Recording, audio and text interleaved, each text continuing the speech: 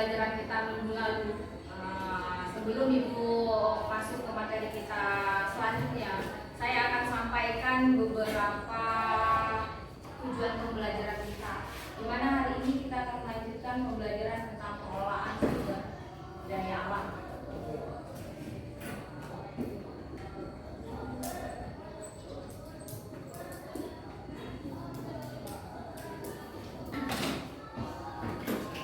Ya, ini materi kita. Seperti janji saya kemarin, di mana sebelum kita memulai pembelajaran saya adakan beberapa pertanyaan, ada kuis pertanyaan untuk mengingat sebatas mana kemampuan mengingat materi kita yang lalu sebelum kita melanjutkan ke materi berikutnya.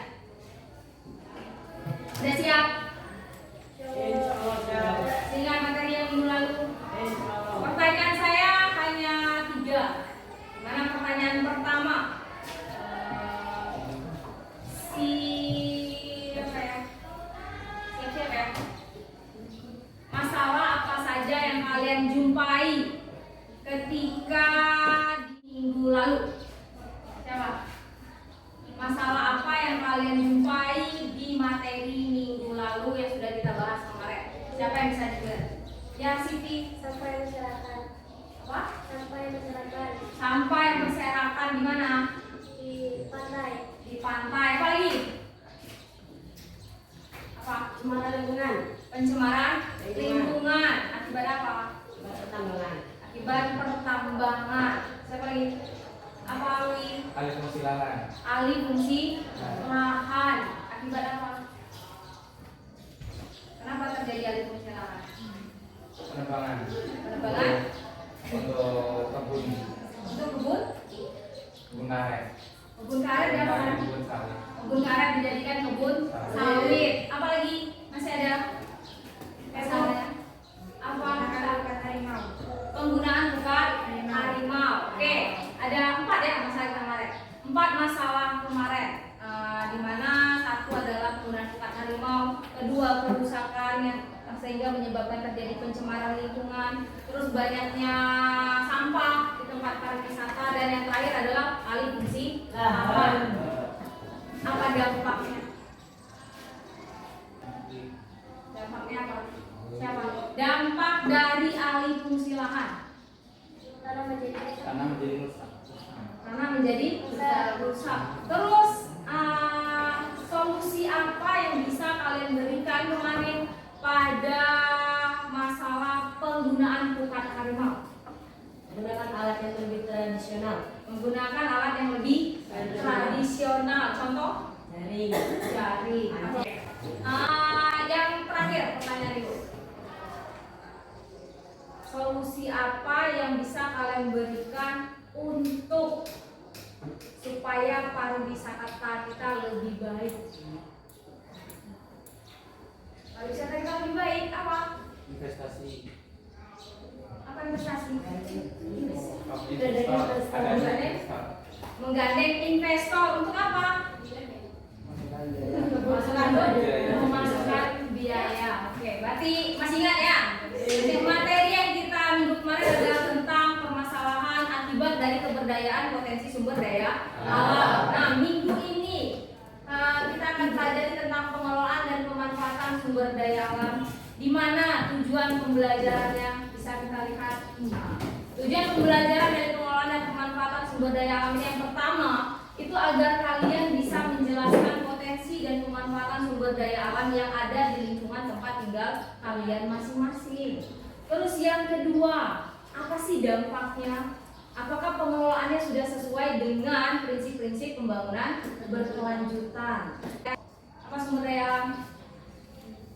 Sumber daya alam Segala sesuatu yang di alam, baik biotik, biotik yang dimanfaatkan untuk kehidupan manusia. Sumber daya alam adalah segala sesuatu yang dimanfaatkan untuk bisa memenuhi kebutuhan manusia. Oke, sebelum saya mulai, saya berikan kalian materi dulu, saksikan video ini ya. Nanti, di mana pengelolaan dan pemanfaatan sumber daya alam ini, itu semua harus sesuai dengan yang namanya pembangunan berkelanjutan. Ingat, awal ini harus berdasarkan prinsip-prinsip pembangunan berkelanjutan. Pembangunan berkelanjutan.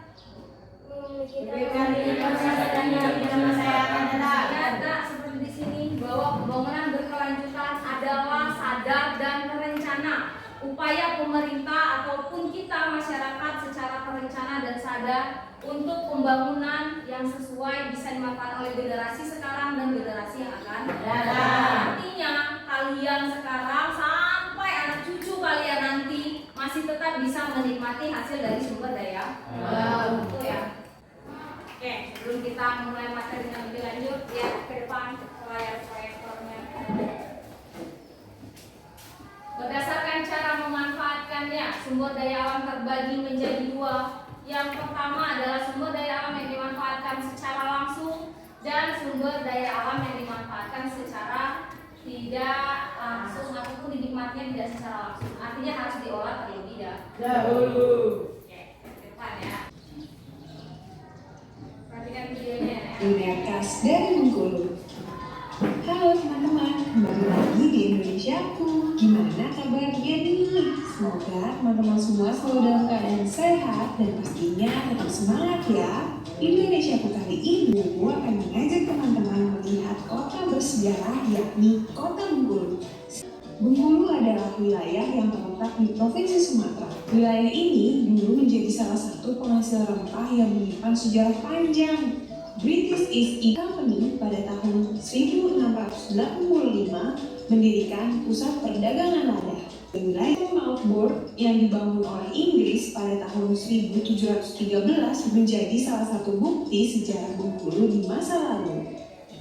Tak hanya hasil bumi dan sumber daya alamnya yang melimpah, Bengkulu juga mempunyai hasil laut yang lezat. Terletak di daratan pantai selatan Pulau Sumatera serta berhadapan langsung dengan Samudra, tak heran jika Provinsi Bengkulu memiliki pemandangan pantai yang indah dan mempunyai pasokan ikan yang melimpah. Sebelum diolah menjadi ikan asin, hasil tangkapan ikan itu dibelah menjadi dua bagian. Kalau sudah, ikan akan direndam selama 3 hari di air garam. Nah, sebelum dijemur, ikan ini harus disikat terlebih dahulu nih untuk menghilangkan garam yang menempel pada bagian ikan. Di tahap terakhir, sebelum ikan dijemur, ikan harus dibilas dulu dengan air bersih. Wah, lihat deh, besar sekali ukuran ikannya kan? Nah, ikan yang ini namanya adalah ikan kakap hitam. Untuk menjaga kualitas ikan asinnya, para nelayan di sini tidak mencampur dengan bahan-bahan kimia lainnya seperti formalin dan juga bahan lainnya. Cukup dengan garam saja sebagai bahan pengawetnya. Sebelum digantung, ikan dijemur dulu di atas jaring nih selama kurang lebih 3 hingga 4 jam. Proses ini akan mengurangi kadar air pada ikan agar mikroba atau bakteri tidak dapat berkembang dan menghambat proses pembusukan. Apa itu? Pengolahan ikan asin. Ikan asin. Sudah pernah makan ikan asin? Nah. Sering? Oke. Ikan asin itu adalah salah satu hasil dari pengelolaan sumber daya alam, yaitu potensi sumber daya alam yaitu dari segi perikanan. Itu salah satunya. Jadi nanti di pengolahan ini kalian bagaimana cara mengolahnya. Itu salah satu video yang saya tampilkan tadi. Bagaimana itu adalah salah satu cara masyarakat kita mengelola sumber daya alam. Oke, saya akan membagi kalian berdasarkan kelompok. Kita kelompoknya kayak minggu kemarin aja ya, sesuai dengan tempat tinggal kalian masing-masing. Berarti 4 kelompok, yaitu dari pengelolaan sumber daya kehutanan, sumber daya kelautan, sumber daya pertambangan, dan sumber daya pariwisata. Oke, saya akan bagikan RKPD. Ini adalah petunjuk kerja kalian nanti.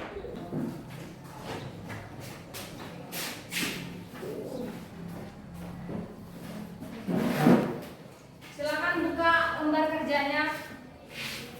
Dibuka lembar kerjanya. Di mana lembar kerja itu berisikan tentang yang akan kalian lakukan. Di mana kalian nanti di luar jam pelajaran sekolah, silakan lakukan penyelidikan di lapangan dan jawablah sesuai dengan yang ada di lembar kerja kalian. Di sana adalah bagaimana pengelolaan dan pemanfaatan sumber daya alam. Apakah dia sudah sesuai dengan prinsip-prinsip pembangunan berkelanjutan. Apa tadi? Harus sesuai dengan harus dengan generasi masa kini dan generasi yang akan datang. Ingat, dalam pengelolaan sumber daya alam, baik dalam pemanfaatannya itu harus sesuai dengan kita harus memikirkan masa kini dan masa yang akan datang. Artinya harus tetap bisa apa yang kita nikmati sekarang tetap bisa dinikmati oleh generasi yang akan datang. Oke, silakan kalian diskusikan bersama kelompoknya masing-masing. Cari pengelolaan dan pemanfaatan sumber daya alam apa yang ada di tempat tinggal kalian, baik dari segi kehutanan, pariwisata, pertambangan ataupun kelautan. Pilih salah satu aja, kan banyak tuh pengelolaannya. Kayak di laut kan banyak, ada yang mengelola ikan, ada juga yang mengelola hasil dari kayak terumbu karangnya, hasil karang-karangnya kan banyak. Jadi pilih, ada hutan bakaunya, pilih salah satu yang memang pengelolaannya bisa kalian amati secara langsung. Ada pertanyaan sampai Satu aja, Bu. Apa? Satu aja. Iya, satu aja. Satu yang benar-benar itu mempengaruhi kehidupan masyarakat di tempat tinggal kalian. Pengelolaan apa yang benar-benar mempengaruhi di tempat tinggal kalian? Nah, silakan kalian diskusikan terlebih dahulu. Masalah apa yang akan kalian pilih nanti, pengelolaan sumber daya apa yang akan kalian angkat ke dalam presentasi kalian di minggu depan. Ada lagi pertanyaan? Silakan gunakan fasilitas yang disediakan. Silakan cari informasi dari berbagai sumber, baik nanti di luar jam pelajaran saya bisa cari di perpustakaan, dan sekarang bisa kalian gunakan untuk menggunakan laptop. Silakan cari datanya di internet, boleh. Nanti pas di luar jam pelajaran sekolah kalian bisa langsung ke lokasinya. Ada pertanyaan lagi? Enggak? Silakan dikerjakan.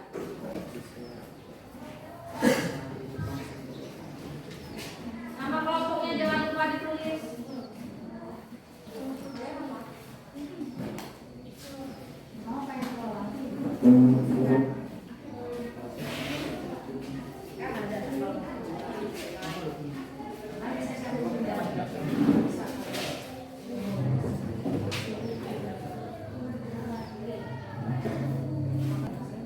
Iklim masuk nggak?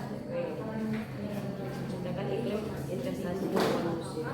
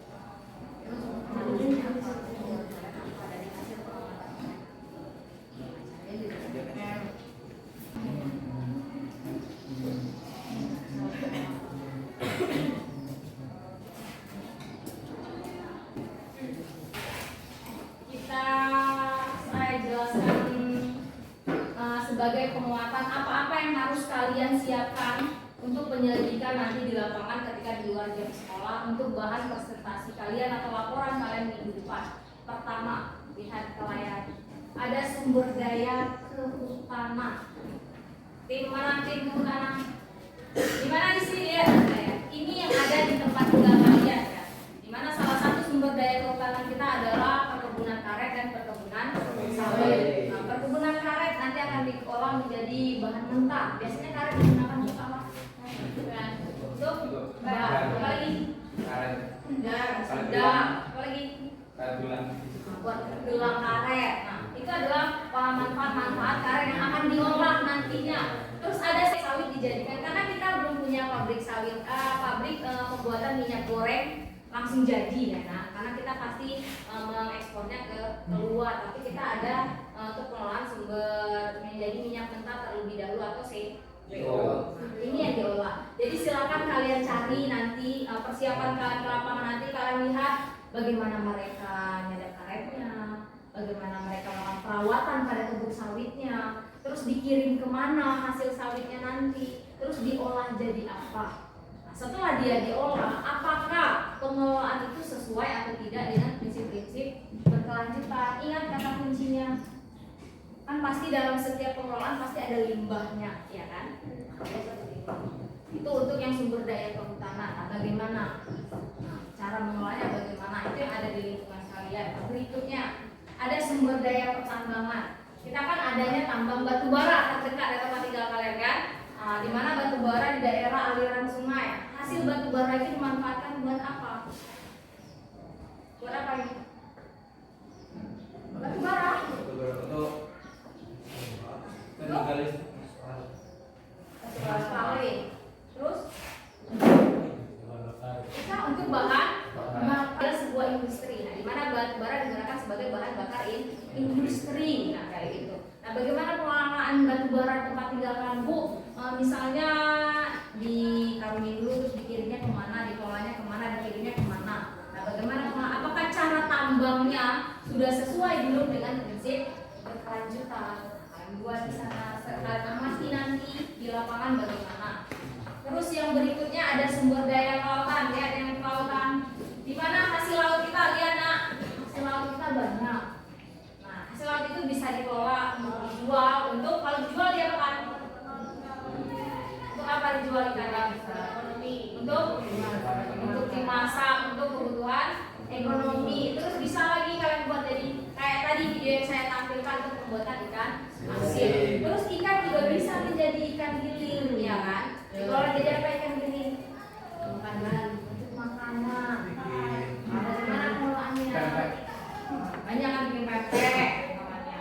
Nah, itu adalah sumber daya kelautan. Pengelolaannya jadi beberapa tahap, ada mulai jadi ikan asin, ada untuk dijual, ada dibuat ikan giling. Nah, kalian pilih nanti apa yang ada di daerah tempat tinggal kalian, pengelolaannya bagaimana, apakah sesuai dengan prinsip pembangunan berkelanjutan.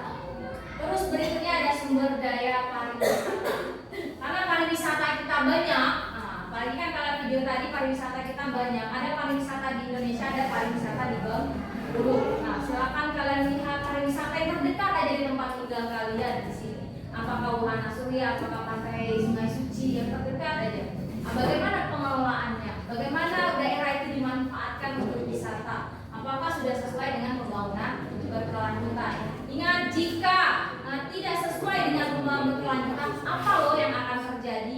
Ya, di lembar kerjanya kan ada tuh dampak apa yang terjadi jika pengelolaan dan pemanfaatannya tidak sesuai dengan prinsip berkelanjutan. Apa yang akan terjadi? Cek gambarnya. Ya, apa yang terjadi? Hutan menjadi gundul. Nah, jika tidak makanya terjadi masalah apa yang minggu kemarin? Yang hutan sawit menjadi karet, menjadi sawit apa? Alih fungsilan. Nah, jika alih fungsilan terjadi apa? Kan ada alih fungsi lahan bisa digunakan untuk apa saja? Orang mengalih fungsikan lahan untuk apa? Perumahan, Untuk perumahan. Apa lagi? industri. Untuk industri. Jika tidak dikelola dengan baik, apa yang akan terjadi? Jika dia tidak sesuai dengan prinsip berkelanjutan, ini salah satu akibatnya. Pertama, hutan menjadi gundul, terus lahan bekas tambang yang terbengkalai saja, terus laut menjadi kotor karena banyak sampah, dan ada pantai yang wisata-wisata kita sampahnya berserakan di mana?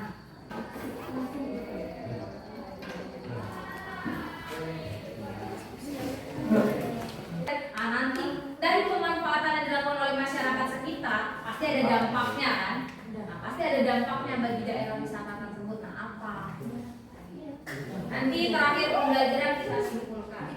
Pokoknya yang harus kalian pikirkan itu dia dimanfaatkan langsung atau tidak sebenarnya. Pasti dia akan atau dia harus diolah terlebih dahulu. Nah, kayak misalkan kan ada yang dinikmati langsung, ada yang harus ada prosesnya. Kayak Wahana Surya kan ada prosesnya. Lanjutkanlah diskusi.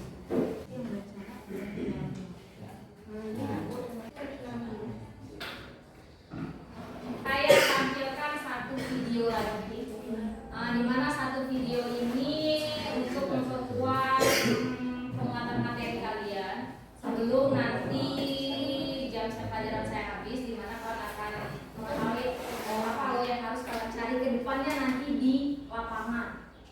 dampak yang seperti apa. Perhatikan ya ke depan ya.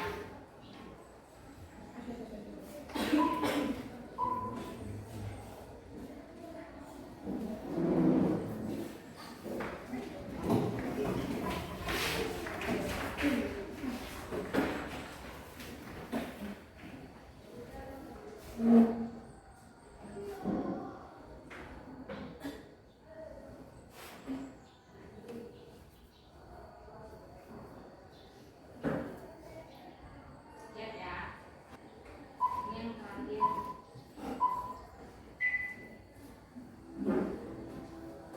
Tentang deforestasi hutan.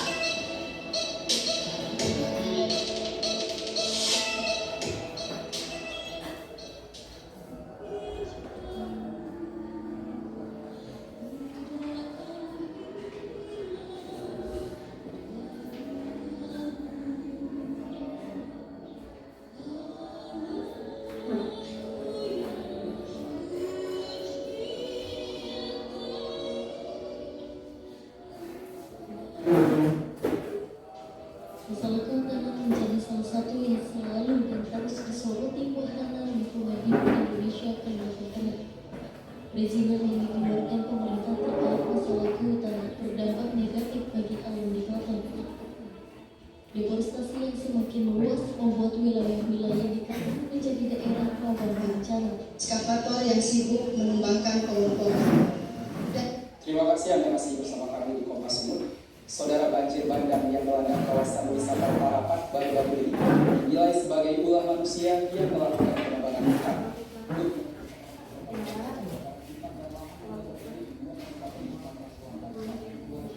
Sudah 2 minggu daerah Sintang, Kalimantan Barat dilanda banjir. Sejumlah daerah di Kalimantan Selatan terendam banjir pada beberapa hari terakhir. Masifnya pembukaan lahan secara terus-menerus turut andil dari bencana ekologi yang terjadi di Kalimantan.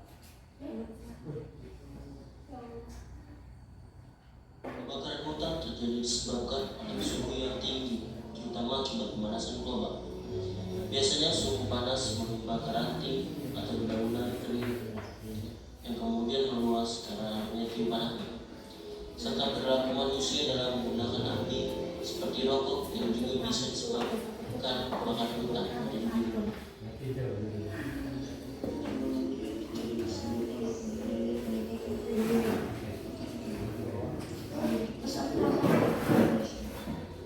Lihat di sana ada penambangan ikan secara liar, mana sebagian hutannya habis. Sehingga kegiatan penambangan ini yang terjadi juga begitu mudah.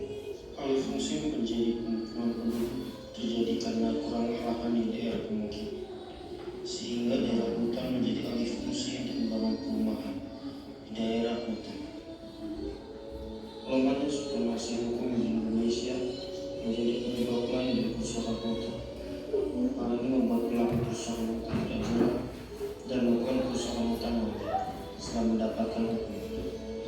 Ini juga merupakan pekerjaan rumah bagi pemerintah untuk membuat hukum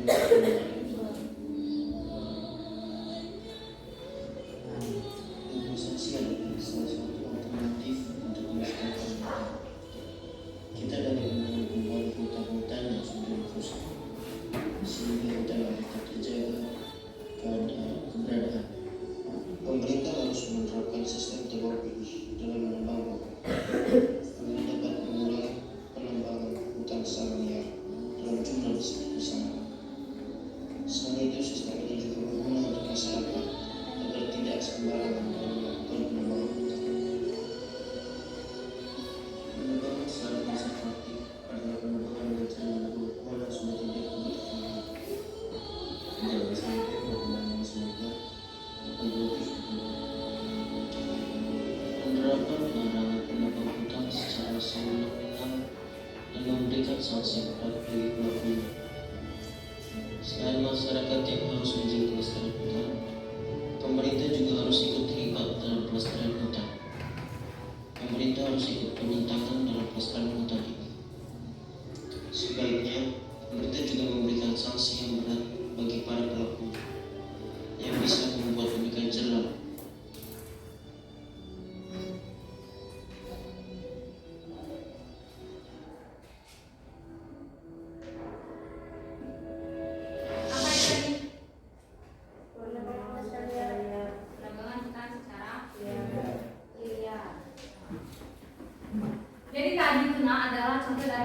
lokasi hutan, di mana akibat dari alih fungsi lahan. Terus juga terdapat yang namanya tidak bahwa kita adalah masyarakat tertinggal di dunia. Ternyata sebagian dari kita sudah hilang akibat dari pengembangan hutan secara liar. Ada beberapa solusi, ada juga memberikan sanksi yang tegas atau juga membuat aturan yang tegas. Dari sini nanti bisa kalian lihat ini sebagai penguatan materi kalian saja, di mana nanti saat kalian penyelidikan di lapangan setelah jam pelajaran saya selesai atau ketika pulang sekolah nanti, kalian bisa melihat apakah benar pengelolaan dan pemanfaatan sumber daya alam di tempat tinggal kalian sudah sesuai atau belum dengan pembangunan berkelanjutan. Dampaknya besar atau tidak bagi lingkungan maupun masyarakat sekitar. Oke? Bisa?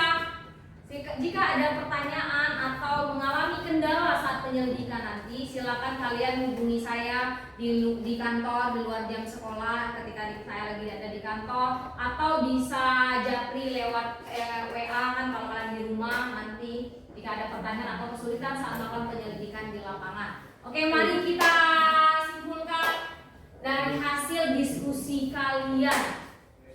Dimulai dari kelompok berapa? LCD-nya tolong pastikan coba.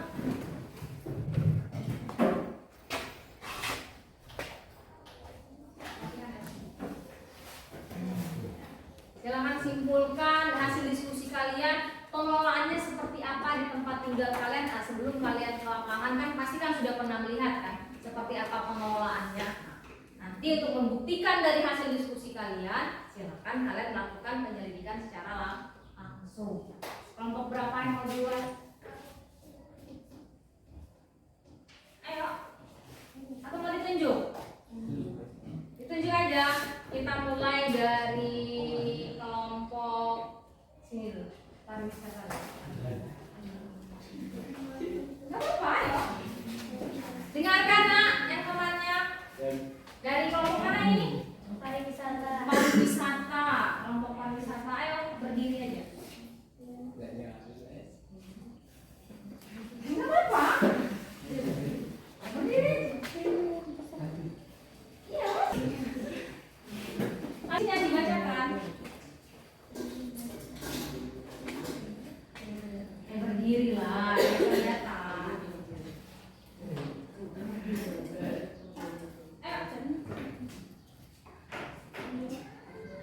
Iya, ayo. Ayo Randy.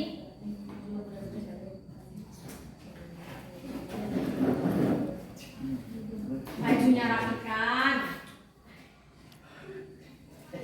Ayo Mas. Dengarkan nak temannya. Assalamualaikum warahmatullahi wabarakatuh. Waalaikumsalam warahmatullahi wabarakatuh. Kami dari kelompok sumber daya alam pariwisata ingin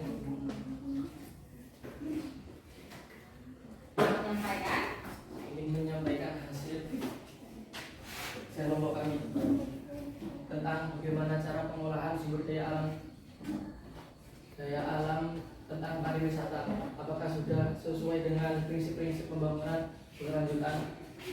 Adapun hasil kelompok kami adalah belum sesuai dengan prinsip-prinsip pembangunan berkelanjutan. Alasannya satu, kurangnya tersediaan kamar mandi. Yang kedua, adanya sampah yang berserakan. Selanjutnya, kurangnya peningkatan pembangunan yang menyebabkan kebosanan para pengunjung. Kurangnya desain yang membuat tempat wisata pantai kurang menarik. Yang selanjutnya, kurangnya sesuatu yang bersifat estetis yang membuat kurangnya sorotan dari para pengunjung dan dapat berakibat lemahnya pengiklanan dari wisata tersebut. Adapun dampak yang terjadi jika pengolahan sumber daya alam tersebut jika tidak dikelola dengan prinsip-prinsip pembangunan berkelanjutan, yakni satu, pantai menjadi tercemar, kotor dan kumuh serta tidak asli lagi. Yang kedua, sepi pengunjung. Yang ketiga, kurangnya pengunjung baru dan kurangnya pengunjung lama akibat kebosanan dari wisata yang kurang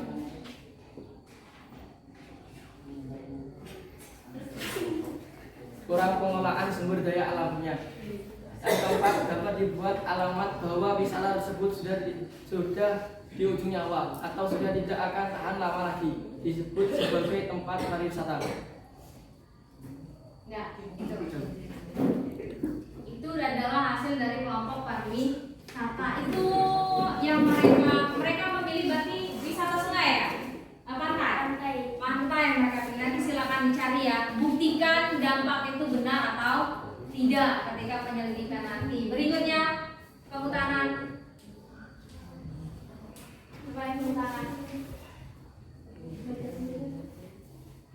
Apa hasil diskusinya? Ayo. Opor. Assalamualaikum warahmatullahi wabarakatuh. Waalaikumsalam warahmatullahi wabarakatuh. Kami dari kelompok kehutanan akan menyampaikan hasil diskusi kami tentang bagaimana pengelolaan sumber daya alam tentang kehutanan. Contohnya di perkebunan sawit, cara pengelolaannya memanfaatkan yaitu dengan cara melakukan perawatan untuk perkebunan sawit. Yang pertama ialah dipanen setiap 2 minggu sekali dan kemudian diberi pupuk setiap 1 bulan sekali agar bersih dan buah yang dihasilkan berkualitas, dan memotong pelepas sawit sebulan sekali agar terlihat rapi dan sawit menjadi sehat. Lalu sawit yang telah dipanen kemudian dijual pada distributor atau toko sawit yang kemudian dijual kembali pada pabrik untuk diolah menjadi bahan siap pakai seperti minyak goreng dan lain-lain. Dan limbah dari pengelolaan kebun sawit bisa dijadikan menjadi pupuk organik untuk mengurangi penggunaan pupuk kimia pada sawit. Lalu minyak-minyak yang sudah didistribusikan di berbagai warung-warung untuk memenuhi kebutuhan masyarakat. Menurut kami ini sudah sesuai dengan prinsip-prinsip pembangunan berkelanjutan. Itu saja yang dapat kami sampaikan. Kurang lebihnya saya mohon maaf. Pada Allah saya mohon ampun. Wassalamualaikum warahmatullahi wabarakatuh. Waalaikumsalam warahmatullahi wabarakatuh. Silakan kelompok kelautan berikutnya. Assalamualaikum warahmatullahi wabarakatuh. Waalaikumsalam warahmatullahi wabarakatuh.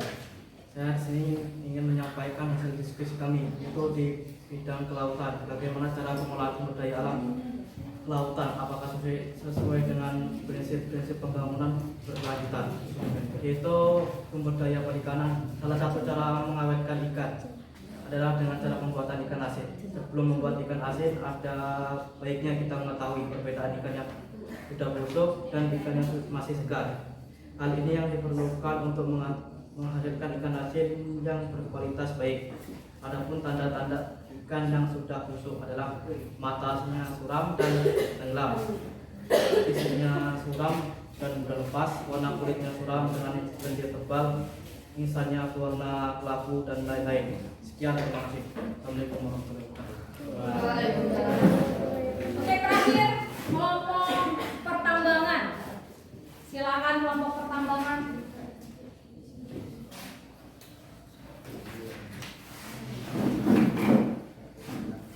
Assalamualaikum warahmatullahi wabarakatuh. Waalaikumsalam warahmatullahi wabarakatuh. Kami dari kelompok pertambangan akan membacakan hasil diskusi kelompok kami tentang bagaimana cara pengelolaan sumber daya alam dan apakah sesuai dengan prinsip-prinsip pembangunan berkelanjutan. Pengelolaan batu bara dan pemanfaatannya untuk energi. Proses pembangkitan listrik tenaga uap batu bara diawali dengan pemindahan jenis batu bara di penampungannya. Setelah itu batu bara dimasukkan ke dalam pendidih untuk menghasilkan uap. Uap yang dihasilkan kemudian menggerakkan turbin uap yang kemudian menggerakkan generator listrik. Kalau untuk dampak sepertinya ada yang tidak sesuai dengan prinsip kelanjutan, contohnya terjadinya sedimentasi.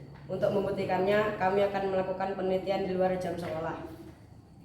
Sekian dari kami. Wassalamualaikum warahmatullahi wabarakatuh. Waalaikumsalam warahmatullahi wabarakatuh. Oke, baik, itu adalah hasil dari kesimpulan diskusi kalian hari ini. Yang pertama tadi dari kelompok pariwisata, di mana katanya pengelolaannya yaitu MCK-nya masih kurang. Terus belum ada apa tadi? Yang gue dengar tadi ada penampilan wisata yang kurang menarik, ya, sehingga bisa menurunkan minat para pengunjung. Terus yang hutan tadi, yaitu di mana kalau memilih pengelolaan kebun sawit, ya, pemilihan kebun sawit. Nah, nanti silakan dicari pengelolaannya seperti apa, yang pasti kebenarannya seperti apa. Terus yang kelompok kelautan tadi memilih pengelolaan sumber daya ikan asin. Nah, ikan asin otomatis pasti namanya ikan asin. Itu adalah sebuah industri. Industri itu pasti ada limbahnya, kan. Nah, silakan kalian amati, kalian selidiki nanti apakah dia sesuai dengan pembangunan berkelanjutan atau tidak, prinsip yang digunakan pengelolaannya. Terus yang terakhir tadi adalah tambang batu bara. Di mana tambang batu bara tadi apa ininya? Pengelolaannya ya untuk sebagai energi listrik. Di mana tadi katanya saya dengar ada namanya sedimentasi. Nah, akan kalian buktikan nanti di penyelidikan. Oke, silakan kalian lakukan penyelidikan setelah ini, lakukan pengamatan langsung di daerah tempat tinggal kalian masing-masing. Silakan simpulkan, silakan buat presentasi untuk minggu depan, penyajian laporannya sebagus mungkin. Di mana Ibu akan memilih 2 kelompok untuk maju minggu depan, yaitu kelompok yang paling bagus presentasinya, maka akan saya tambahkan di nilai penilaian akhir semesternya. Ada pertanyaan sampai di sini? Nggak ada? Cukup. Minggu depan kita lanjutkan materi kita tentang hasil dari penyelidikan kalian di lapangan, ya. Nanti silakan sajikan presentasi ke depan perwakilan per kelompoknya masing-masing. Kalau tidak ada lagi, kita akhiri, sudah jam istirahat. Lebih dan kurang materinya, jika ada masih membutuhkan materi, kalian bisa buka di Google Classroom yang linknya sudah saya bagikan. Oke? Oke, terima kasih untuk pelajaran hari ini. Silakan istirahat. Saya akhiri, wabillahi taufiq wal hidayah. Wassalamualaikum warahmatullahi wabarakatuh.